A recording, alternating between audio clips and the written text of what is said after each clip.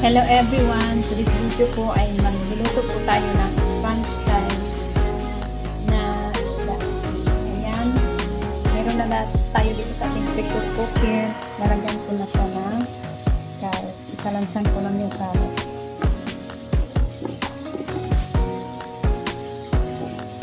Ayan. Tapos maglalagay din tayo ng bell pepper. Medyo malaki yung ating pressure cooker, kaya nalagay na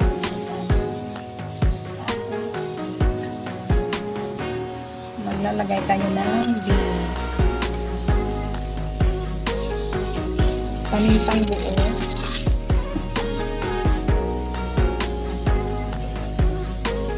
tapos isunod na natin yung ating isda.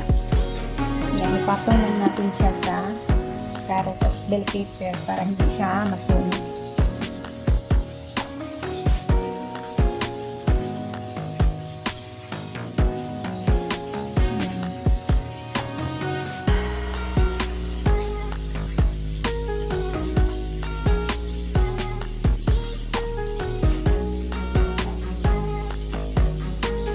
Tapos yung natira natin carrots at bell pepper ilagay natin sa taas.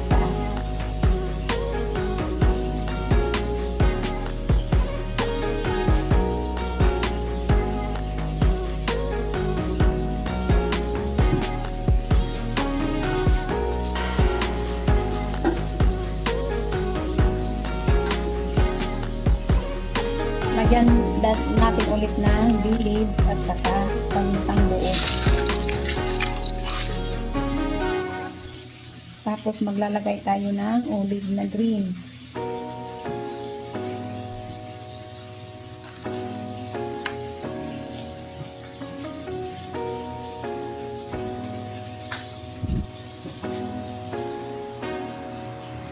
Maglalagay din tayo ng olive na black.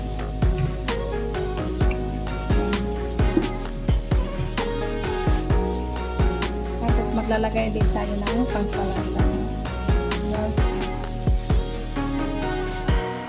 Maglalagay din tayo ng asin. Ayan, medyo damihan natin yung ating asin kasi matabang yung ating isda. Maglalagay din tayo ng kunting ajinomoto.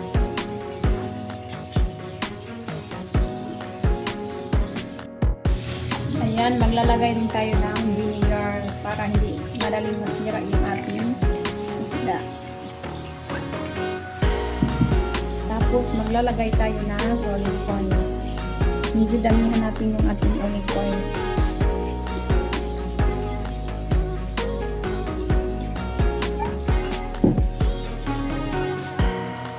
Ayan, maglalagay din tayo ng tubig. Ayan na po, ready na po siyang lutuin.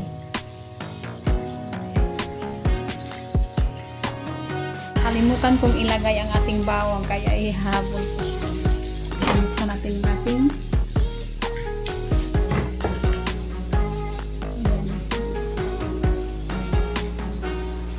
buti na alala ko.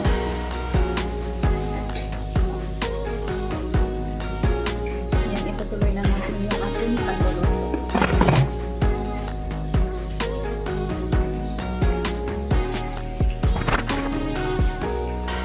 Ayan, tapos na.